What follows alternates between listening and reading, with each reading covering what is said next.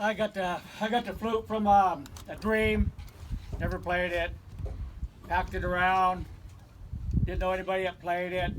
I just want to know what my prayer sounds like inside. Yeah, it's all about a state of mind. And we the human beings, mankind, we forgot our own roots. We're red, black, white, and yellow. We're all from the earth. At one time, we're connected to the earth. And we gave respect and love. We appreciated what the earth gave us. And I'm looking at the logo of the Lummi Nation that our leader is wearing here. 2 whales, killer whales, and an eagle. See, it's a balance. The eagle's the father sky, the whale from the waters. The waters are the mother earth. And so it's a balanced design.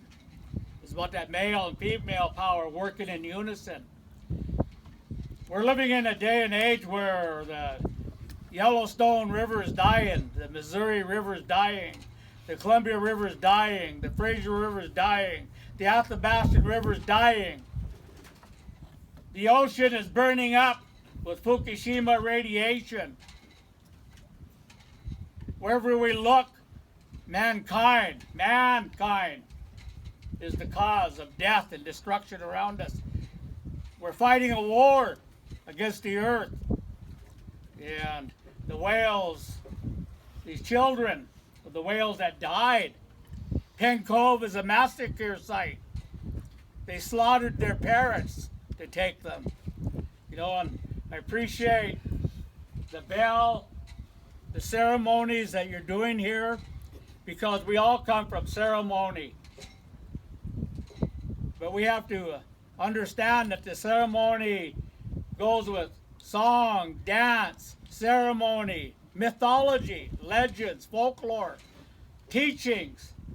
That's how we interpret what we're watching or participating in when we're involved in a ceremony honoring something of the earth, the sky or the water or the earth itself or the children of the earth. It goes deeper into us when we know that we're participating with a belief. When we travel and we're meeting with traditional elders from other reserves, they tell you when you're doing ceremony, close your eyes. Go to that sacred spot inside you. You have a sacred spot. You're born with it. It's a part of you. That's where your power comes from. Go to that site and add it to the power of the ceremony. I always appreciate that idea. Everybody here that's taken, as my brother says, a moment from your life to be here, to celebrate, to honor, to remember, is adding to the ceremony of the gathering. We've been doing totem pole journeys across the United States since 9/11, calling people together. It's the gathering that makes the sacred moment of people coming together, because you have a mind, a body, and a soul. And what you do with them is what you're giving back to God, however you may believe, or the great power, or to the cosmic consciousness. However you choose to believe, there's something bigger than us. We're a part of a bigger plan. We sang that whale song down there. A whale came to Lummi, and she got beached on our clam beds, our oyster bed. The tide was running out against her. Our late brother, he came and found me. At the time, I was an associate judge for Lummi. They wanted me to go down there because the whale was dying. They said, somebody help her. And the U.S. Coast Guard was flying over in a helicopter. Do not touch the whale. We will prosecute you. The sheriffs and the state patrol and the tribal police are driving up and down the road telling us, do not touch the whale. Do not approach the whale. Leave the whale alone. It's a protected species. Stay away from the whale. And the tide was going out. And so they asked me, what is your opinion? Give us an opinion. I was trying to hide behind the people behind them. They said, there's a white man law, federal law and state law, that tells us we cannot touch that whale. There's modern tribal law molded on those laws that say we cannot help that whale. Then there's traditional law that says that whale is our brother or sister and we have to help him or help her. So you have to decide which law is higher. We believe the traditional law is based on spiritual relationships. So everybody that's going to save that whale, raise your hand. And we all went out there. We moved her about 20 feet. She weighed tons. She kicked so hard trying to get to that. Just over there. 15 more feet, she would have made it to the deep water. But she died. Her heart gave out. Time and tide was against her. When we turned to her, people on the beach crying. They were sobbing. Those are the ones that could hear her song. She sang a song. She sang a song just before she died. And that's the song we sang there for her. We sang it in 38 states already, reminding people wherever we go, we have a relationship with the earth. We have a duty. We have a responsibility. We have an obligation. We're the younger children of the earth. In our teachings, we're the youngest.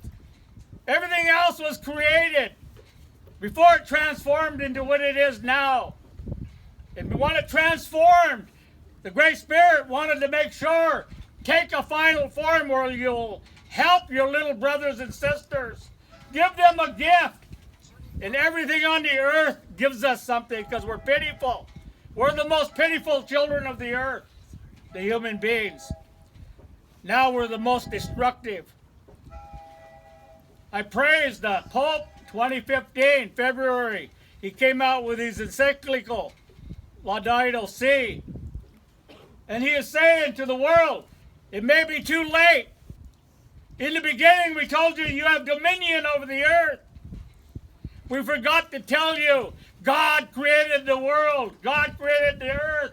God created everything. Keep it sacred. We failed you. We have to do everything we can to reestablish the connection. And so, our sister here went to my brother, he went to our leader, and they've been talking throughout Lummi. How are we going to get involved? Are we going to be there? Will we take a role in the attempt to save her before she goes on? We appreciate the work that you're doing. We want to be there. We want to roll. We'll be designing a plan with Nick and other select tribal council members. They'll present it to our tribal council, but they've already made a commitment. We heard it here. A commitment was made. One last thing I'd like to share is what some of the elders across the nation have said.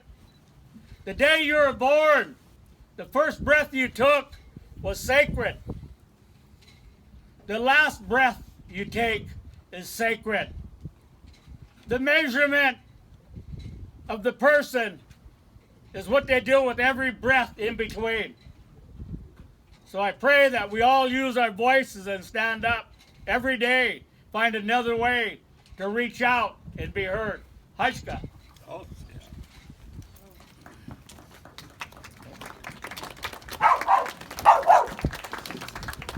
Now you can see why I look up to them as my mentors. And, I want to thank you, Jewel, Doug, and Jennifer, and Chief Salik. Chief Salik is our hereditary chief. Chief Salik is one of the most influential and spiritual leaders in my life. And thank you for sharing some of the teachings you have with us today. I want to again reassure you that Lummi is here. Lummi is going to be committed to working with Howard and the others. We already have meetings set up. Lummi's not going away. To us, this is just like when we fought to protect Cherry Point against the coal terminal, and Lummi defeated them. I just want to let you know that we're here. And thank you for inviting us out. Thank you for answering that mysterious Facebook message.